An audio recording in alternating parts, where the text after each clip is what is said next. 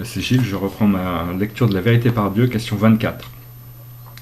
Père divin, d'après ce que nous pensons, si le dharma du cœur peut aider l'homme à être plus vite lucide, clairvoyant et progresser rapidement pour parvenir à la sphère de la libération, pourquoi ne pas le divulguer largement pour aider la multitude à mener la vie de perfectionnement spirituel? Et pourquoi garder secrète sa transmission initiatique?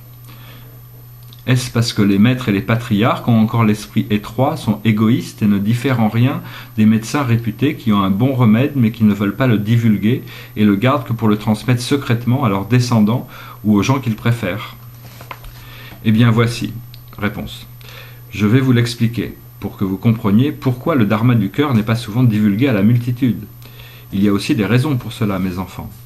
Comme le dharma du cœur est une chose précieuse, s'il est transmis à quelqu'un qui ne le mérite pas, ou qui ne sait pas le garder, cela ne diffère en rien que de jeter une chose précieuse à l'eau. L'adepte qui reçoit le dharma du cœur, mais qui a un lourd karma, et encore épris du bas monde, son caractère est encore alourdi d'impureté. Son cœur ne désire pas encore l'abandon de soi. Sa pensée n'aspire pas encore à la libération. Alors quelle utilité y a-t-il pour lui de recevoir le précieux dharma? Cela ne fait que nuire au dharma et le détruire. Et n'est-ce pas que qu'en s'adonnant à la pratique de la contemplation méditative, alors qu'on est encore alourdi par la force d'inertie du karma, on doit subir des épreuves et on a des difficultés pour s'asseoir tranquillement? Le cœur est encore épris du bas monde, le caractère encore alourdi d'impureté, on est alors toujours dérangé par les 7 passions et les 6 désirs. Il est difficile de calmer le cœur et la pensée. Même si l'on a reçu le dharma du cœur, on sera en retard et on pratiquera l'ascèse spirituelle avec nonchalance. Il arrivera un moment où on l'abandonnera à mi-chemin. Il y a encore ceci, vous feriez bien de le savoir.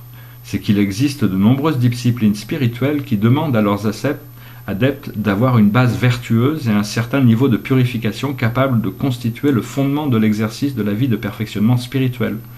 De plus, s'exercer dans la voie doit être encore sous la surveillance et le contrôle permanent des maîtres patriarques, les vrais maîtres qui ont initié les adeptes. Être prudent de la sorte, c'est pour se prémunir contre tout danger qui pourrait subvenir aux adeptes. En effet, il existe de nombreuses disciplines spirituelles qui exigent la surveillance et le contrôle rigoureux de l'acheminement dans le corps humain de l'énergie du Kundalini pour ouvrir les centres secrets et procurer les pouvoirs supranormaux aux adeptes. De ce fait, si les adeptes bénéficient de ces enseignements, mais ne sont pas encore purifiés et allégés, si leur cœur et leur caractère sont encore trop impurs, et si parfois les adeptes pratiquent mal la méthode, véhiculent d'une manière erronée l'énergie du Kundalini, ils pourront alors mettre en danger leur vie, ou bien ils risqueront soit la folie, soit le ravage de leur corps entier. Ce sont là quelques raisons parmi d'autres pour laquelle le dharma du cœur reste souvent une initiation secrète. Quant à la question de savoir pourquoi la science ésotérique du non-être est cependant divulguée largement à la multitude. Premièrement, parce que sa pratique n'est pas trop difficile à apprendre. La mobilisation de l'énergie spirituelle est relativement peu dangereuse pour l'adepte. Elle peut être divulguée largement à la multitude. Ensuite, c'est parce que la divulgation est due en fait à la volonté divine aussi.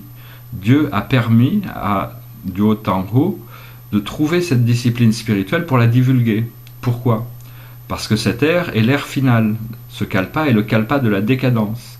C'est l'ère de la misère, du malheur, pour purifier et sélectionner les âmes ayant le niveau spirituel pour entrer dans l'ère supérieure de la nouvelle création, c'est-à-dire l'ère de sainteté. C'est l'étape où l'humanité doit payer le karma qu'il éprouve, subir toutes sortes de situations de malheur en ce bas monde. Aussi, la grande bénédiction de Dieu descend-elle sur terre pour sauver encore plus l'ensemble de ses enfants. C'est pourquoi on peut considérer que c'est aussi la grande amnistie du ciel et de la terre.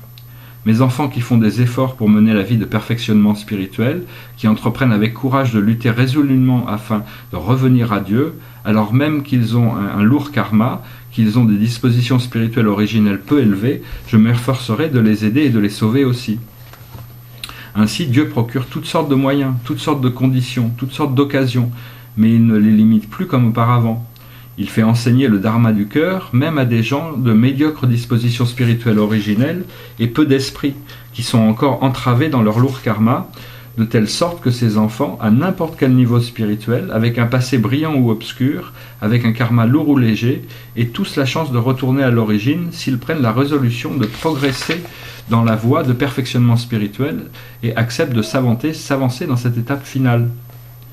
Bientôt, Dieu agira pour que de nombreuses disciplines spirituelles, dont la pratique n'est pas trop complexe pour pouvoir être divulguée largement à la multitude, se révèlent et se propagent, afin d'aider le peuple en cette étape finale à avoir à sa disposition toutes sortes de véhicules, toutes sortes de radeaux. Selon sa préférence, chacun empruntera un de ses moyens pour revenir à Dieu. L'accès spirituel de la science ésotérique du non-être que vous êtes en train de pratiquer est une excellente sorte de véhicule pour vous conduire jusqu'à la sphère de la libération. Du côté du chaodéisme, dans la section du non-être, il existe aussi une discipline spirituelle pragmatique. Cependant, jusqu'ici, la discipline spirituelle du non-être, dans le chaodéisme, ne se divulgue que d'une manière très limitée selon la méthode de la tradition orale, mais il arrivera un moment où elle devra être divulguée alors largement à la multitude. Tout récemment, j'ai rendu l'oracle à travers l'écriture médiumnique dans quelques endroits et j'ai déjà commencé à donner l'ordre de divulguer graduellement cette discipline spirituelle pragmatique. Voilà, je reprendrai après.